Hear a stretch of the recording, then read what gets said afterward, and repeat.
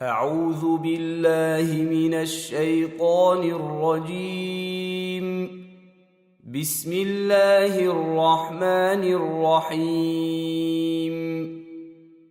Thank you guys so much for helping us reach our target. We reached the target for the masjid, and I just want to say a huge jazakallah khair to every single one of you who donated for the masjid. May Allah reward you abundantly. Ameen. May Allah make it a means of ease for you in any difficulty that you may be going through. May Allah bless you more and more. May Allah increase you in your health, in your wealth, in your livelihood, in everything that you do in this life and the hereafter. Ameen. Jazakallah khair, guys. We are super excited, and insha'Allah, I will definitely keep you guys updated on the progress of the masjid, insha'Allah. All right, let's begin today's video. So getting started with the video, today we are going to begin from verse 154, that is verse 154 of surah An Nisa. Bismillah. We raised the mount over them as a warning for breaking their covenant and said, "Enter the gate of Jerusalem with humility." We also warned them, "Do not break the Sabbath," and took from them a firm covenant. They were condemned for breaking the covenant, rejecting Allah's signs, killing the prophets unjustly, and for saying, "Our hearts are unreceptive."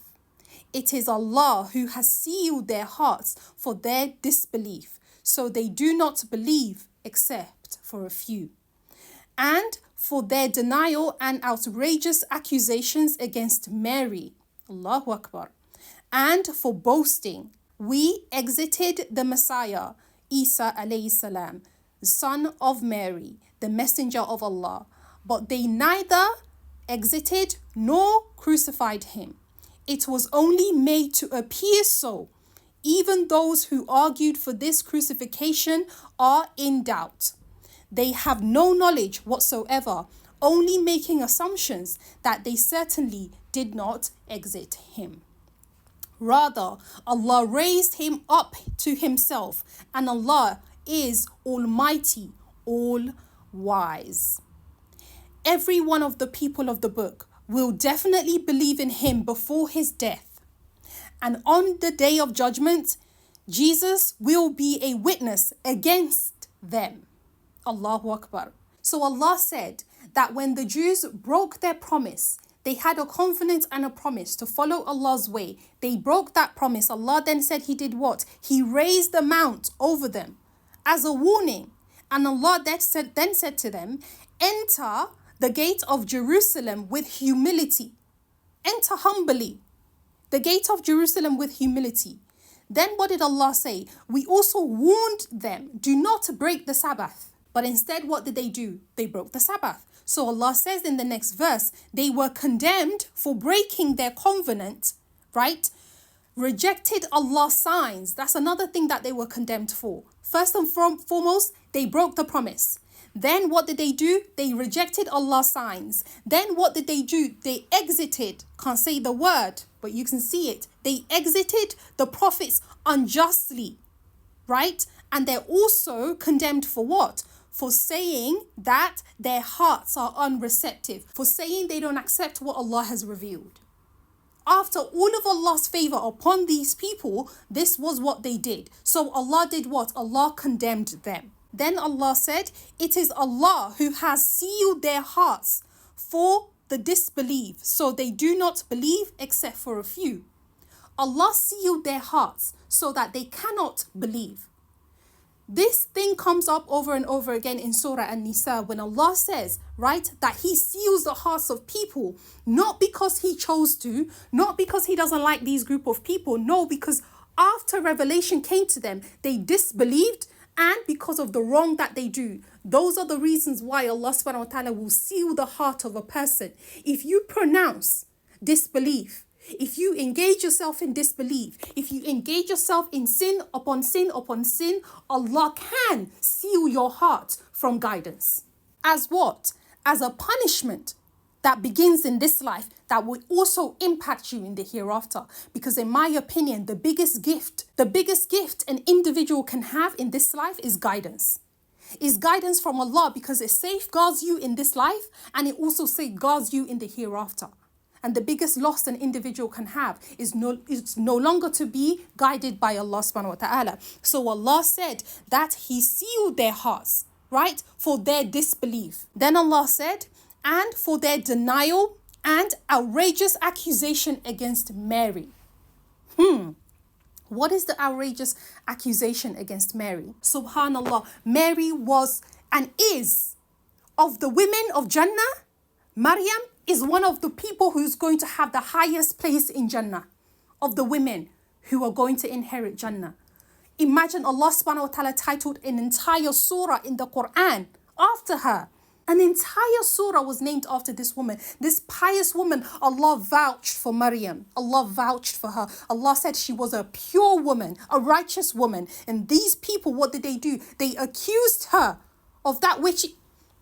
Subhanallah. And so Allah's anger, Allah's wrath fell upon them because of the accusations that they did. And this is a reminder for you and I that we've really got to be careful when it comes to accusing people of things that we have no proof of.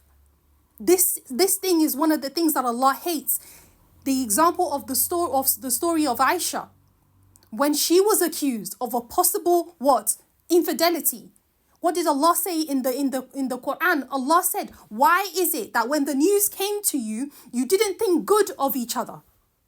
And Allah has forbidden you that you would ever repeat such a behavior again. Allah does not like it for us to accuse people, especially those who are innocent and have been shown to have good character.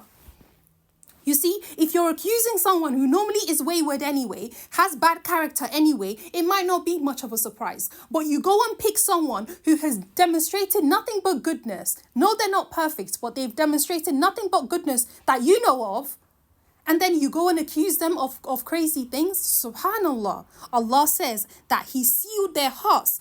One of the reasons is because of what they accused Maryam of, right?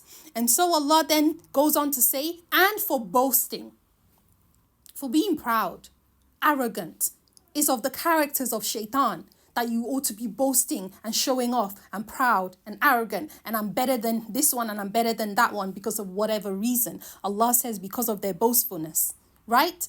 And what did they say? They said, we exited the Messiah, Jesus, Isa alayhi salam, the son of Maryam, the messenger of Allah. They had the audacity to say that with their mouths. This is what Allah is saying. So Allah says, but they neither exited him nor did they crucify him. They see what happened, in case you don't know the story of Jesus, right? This is what we believe because this is what Allah told us and this is the truth. Because Allah says it in the Quran. Jesus wasn't exited.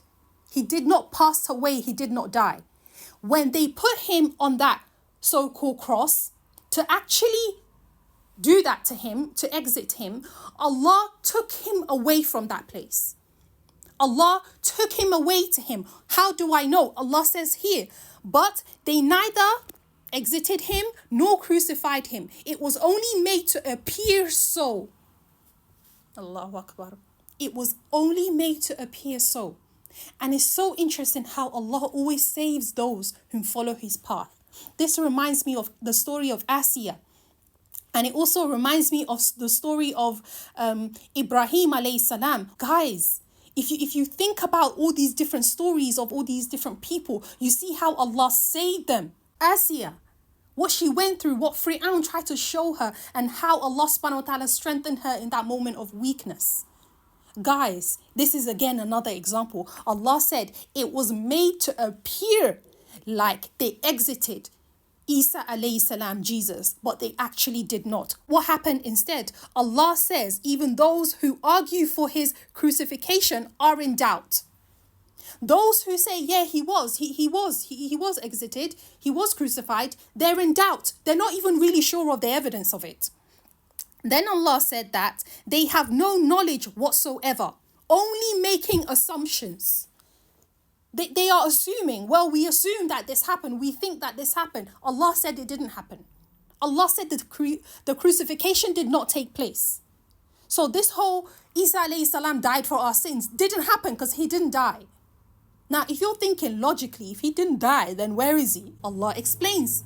Allah says, they certainly, the word used here is certainly did not exit him. Allah said they certainly. So we Muslims should not have any doubt about did they exit him? Did they not exit him? Was he crucified?